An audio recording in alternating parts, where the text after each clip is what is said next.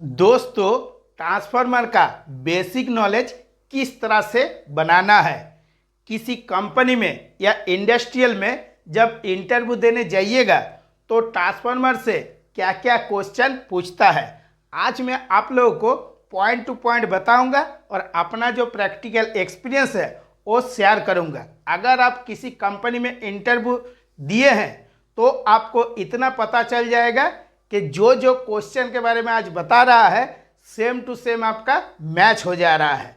तो जब आप एक ट्रांसफार्मर का बेसिक नॉलेज बनाइएगा तो बेसिक नॉलेज बनाने के लिए जो आपके पास ट्रांसफार्मर है, जैसे आप किसी रोलिंग मिल में या ब्लॉक मिल में या एचएसएम में या पावर प्लांट में या एसएमएस में या डीआरआई में किसी कंपनी में काम कर रहे हैं तो ट्रांसफार्मर के पास आपको एक बार जाना है और जाके बहुत अच्छा से ट्रांसफार्मर को देखना है। तो किस तरह से देखना है कि ट्रांसफार्मर में जो आपका मार्शलिंग बॉक्स है इसमें कितना अर्थिंग दिया हुआ है, ट्रांसफार्मर का बॉडी में कितना अर्थिंग दिया हुआ है और अर्थिंग का पॉइंट कहाँ पे लगा हुआ है, यहाँ पे कुछ लिखा हुआ है या कुछ सिंबल दिया हुआ है या नहीं है। क्योंकि अगर आप प्रैक्टिकल एक्सपीरियंस अच्छा बनाना चाहते हैं तो आपको बारीकी से देखना भी पड़ेगा। इसके बाद आ जाता है कि जब हम लोग ट्रांसफार्मर का मेंटेनेंस करते हैं तो इस पे भी आपको 3 टाइप का देखने के लिए मिलता है। ज़्यादातर पीआई, पीएम और टीपीएम जो है हम लोग बहुत कम करते हैं। तो एक छोटा सा जो है इसका फुल फॉर्म के बारे में मैं बता दे रहा हूँ। पीआई मतलब होता है फिजिकली इंस्पेक्शन और पीएम मतलब होता है प्रिवेंटिव मेंटेनेंस और टीपीएम का मतलब होता है टोटल प्रिवेंटिव मेंटेनेंस। इसके बारे में मैं जितना भी ऑफर डालता हूँ व्हाट्सएप में, अभी जैसे विदेश जाने के लिए ऑफर डाला हूँ और भी बहुत सा प्लान में इलेक्ट्रिशियन के लिए ऑफर डाला हूँ। किसी से भी ये क्वेश्चन पूछा हूँ कि पीआई, पीएम और टीपीएम का फुल फॉर्म है क्या, कोई आज तक नहीं बताया। सब उल्टा पुल्टा गलत कुछ भी मन में आता है कुछ भी बोल देता है। तो पहले अगर आप किसी कंपनी में काम कर रहे हैं और एक ट्रांसफार्मर का बेसिक नॉलेज बनाने गए हैं और एक ट्रांसफार्मर को आपको मेंटेनेंस करना है तो पीआई, पीएम और टीपीएम के बारे में आपको ज़रूर नॉलेज होना चाहिए। अभी आगे मैं पॉइंट टू पॉइंट बताऊंगा कि ट्रांसफार्मर से क्या क्या क्वेश्चन पूछता है। तो अभी आप ट्रांसफार्मर के पास पहुंच गए और जाने के बाद एक एक पॉइंट का जो है वो बारीकी से देख रहे हैं। तो जब आप देखिएगा तो किस तरह से देखना है कि जो हमारा ट्रांसफार्मर है ये कौन सा टाइप का ट्रांसफार्मर है और ट्रांसफार्मर का नाम क्या है। इसके बाद जो आपका ट्रांसफार्मर का प्राइमरी साइड है इसमें कितना केवी सप्लाई दिया हुआ है, 11 केवी या 33 केवी। जो आपका मार्शलिंग बॉक्स है इसमें कितना वोल्ट का कंट्रोलिंग है, क्योंकि आप अपना जो प्रैक्टिकल नॉलेज है वो बना रहे हैं और आपका प्रैक्टिकल नॉलेज में इतना दम होना चाहिए, एक एक पॉइंट के बारे में एकदम जान के रखना है।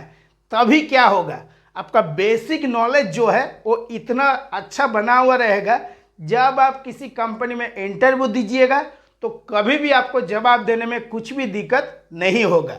इसके बाद आ जाता है कि जो आपका ट्रांसफार्मर है इसमें क्या क्या सेफ्टी पॉइंट है। ज़्यादातर मेरा जितना सारा सब्सक्राइबर है और जितना सारा फ्रेंड है सभी क्या करता है कि एक स्क्रीनशॉट ले लेता है। इसीलिए इस जगह में हमने सेफ्टी बोल के कुछ लिखा ही नहीं, क्योंकि मैं मुंह से बोल के समझाऊंगा ना। तो स्क्रीनशॉट लेके रखेगा भी तो क्या होगा, जब इंटरव्यू देने जाएगा तो ये सब पॉइंट छूट जाएगा। जब आप किसी का भी XYZ वीडियो देख रहे हैं, खास करके इलेक्ट्रिकल का, तो वीडियो को अच्छा से देखिए, तभी आपका जो नॉलेज है वो अच्छा बनेगा। और अगर आप वीडियो को छोड़ छोड़ के देखिएगा तो कभी भी आपका जो एक्सपीरियंस है वो अच्छा नहीं बनेगा। इसके बाद आ जाता है कि ट्रांसफार्मर का कनेक्शन। तो जब आप ट्रांसफार्मर के पास पहुंच गए हैं, पहुंचने के बाद जितना सारा पॉइंट मैं आप लोगों को बताया हूँ, ये सब पॉइंट देखने के बाद आपको सीधा कहाँ पे जाना है ना, ट्रांसफार्मर में जो आपका नेम प्लेट है, नेम प्लेट के पास जाना है और जाके बहुत बारीकी से नेम प्लेट को पढ़ना है। जब आप नेम प्लेट को पॉइंट टू पॉइंट पढ़िएगा तो आपको ट्रांसफार्मर का टाइप के बारे में पता चल जाएगा। जो आपका प्राइमरी साइड में कितना केवी सप्लाई दिया हुआ है ये भी कन्फर्म हो जाएगा, और मार्शलिंग बॉक्स जब खोल के देखिएगा ऑटोमेटिक कंट्रोलिंग सप्लाई के बारे में आपको पता हो जाएगा। और इस जगह में जो आपका ट्रांसफार्मर का नेम प्लेट है, इसमें तो उतना कुछ सेफ्टी के बारे में लिखा हुआ नहीं रहता है। इसी के लिए आपको प्रैक्टिकल में मैं जो जो पॉइंट बोलूँगा वो सब मिला के अच्छा से देखना है, उसका काम के बारे में जान के रखना है। और अगर आपको काम के बारे में पता चल जाएगा तो जब इंटरव्यू दीजिएगा तो जवाब देने पे भी कुछ दिक्कत नहीं होगा।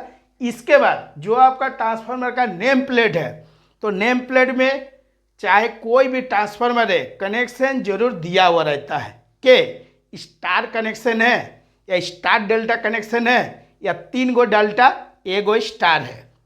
इसका एक छोटा सा एग्जाम्पल दे देता हूँ। ये जितना सारा कनेक्शन मैं आप लोगों को बताया हूँ, अगर आप एसएमएस डिपार्टमेंट में काम करते हैं तो हर चीज़ आपको देखने के लिए मिलेगा। अभी इसके बाद आ जाता है कि जो आप ट्रांसफार्मर का नेम प्लेट देख रहे हैं, तो आपने देखे कि प्राइमरी साइड में चाहे 11 के भी या 33 के भी सप्लाई दिया हुआ है। तो प्राइमरी साइड का जो कनेक्शन है वो हमारा डेल्टा कनेक्शन है या स्टार कनेक्शन है। प्राइमरी साइड में टैप चेंजर लगा हुआ है या नहीं है, या सेकंड साइड में टैप चेंजर लगा हुआ है या नहीं है। इसके बाद जो आपका ट्रांसफार्मर का प्राइमरी साइड है, इसमें हमने 11 के भी सप्लाई दिए, तो इसका आउटपुट में कितना निकलेगा। अगर आप इंडस्ट्रियल में काम करते हैं तो जिसको हम लोग एक्जुलरी ट्रांसफार्मर बोलते हैं, प्राइमरी साइड में 11 के भी सप्लाई दिए, आउटपुट में आपको कितना मिलता है, RYB 415 वोल्ट और 1 न्यूट्रल। लेकिन जब आप फर्नेस ट्रांसफार्मर में काम कर रहे हैं तो देखिएगा प्राइमरी साइड में 33 का भी सप्लाई दिया हुआ है और आउटपुट में आपको 600 वोल्ट, 750 वोल्ट या 575 वोल्ट इस टाइप का आपको देखने के लिए मिलेगा। और ये जितना सारा पॉइंट मैं बोल रहा हूँ, ट्रांसफार्मर का नेम प्लेट को पढ़िएगा तो एकदम ट्रांसफार्मर का जो बेसिक नॉलेज है वो आपका अच्छा हो जाएगा। इसके साथ और जो पॉइंट है कि जो आपका ट्रांसफार्मर का प्राइमरी साइड है, इसमें कितना करंट लेता है एकदम नेम प्लेट में लिखा हुआ रहता है, और सेकेंडरी साइड में हमारा कितना करंट लेता है। तो इसका जो कैलकुलेशन होता है, इसके ऊपर भी हमने वीडियो बनाकर आप लोगों को ऑलरेडी समझाया हो। इसके बाद जब आप ट्रांसफार्मर का मेंटेनेंस कीजिएगा तो जो मैं पॉइंट के बारे में बताऊंगा इतना फॉलो कीजिएगा, तो ट्रांसफार्मर में देखिएगा ज़्यादातर कुछ भी ब्रेकडाउन नहीं आ रहा। तो सबसे पहले आपको क्लीनिंग करना है, और इसका शॉर्ट फॉर्म होता है क्लीट। क्लीट का ही जो आपका फुल फॉर्म होता है, C से होता है क्लीनिंग, L से होता है लुब्रिकेशन, I से होता है इंस्पेक्शन और T से होता है टाइटिंग।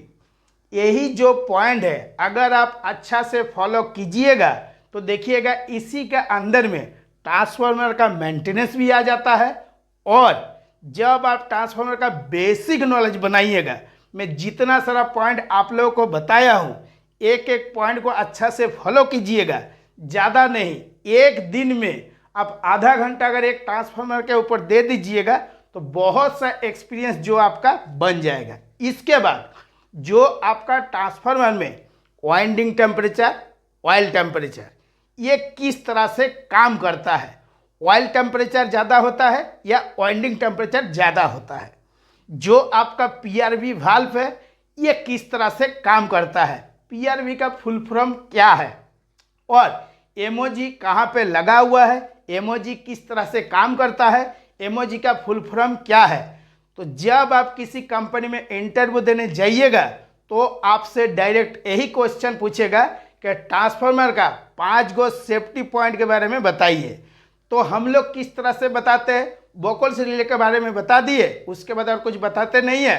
फिर दोबारा अगर पूछेगा तो वाइंडिंग टेम्परेचर, ऑयल टेम्परेचर, मतलब धीरे धीरे करके 1 गो 2 गो वो भी क्या, जो बोल रहे हैं उसके ऊपर कॉन्फिडेंस बिल्कुल भी नहीं है। किस लिए नहीं है? आप तो ट्रांसफार्मर में काम किए हैं, मेंटेनेंस किए, सारा चीज़ किए हैं, लेकिन कभी आपने ये नहीं सोचे कि एक ट्रांसफार्मर का एक्सपीरियंस और बेसिक नॉलेज किस तरह से बनाया जाता है। जितना देखिएगा मैं बताया हूँ, अगर आप अच्छा से वीडियो को देखे हैं तो कभी भी आपको काम करने में कुछ दिक्कत नहीं होगा। और इस वीडियो को देखने के बाद ट्रांसफार्मर के बारे में आपका इतना अच्छा एक्सपीरियंस हो जाएगा, वो आपका लाइफ टाइम साथ में रहेगा। तो दोस्तों, हमने एक ऑनलाइन क्लास भी स्टार्ट किए हैं, जिस तरह से मैं वीडियो बना कर समझाता हूँ और यही टॉपिक के ऊपर मैं कंटिन्यू 1 से 1.5 घंटा अपना जो स्टूडेंट है सभी को समझाता हूँ, और जो जो क्वेश्चन भी पूछता है एक एक क्वेश्चन का आंसर भी देता हूँ। तो आज के वीडियो के लिए इतना ही। नमस्कार, जय हिंद।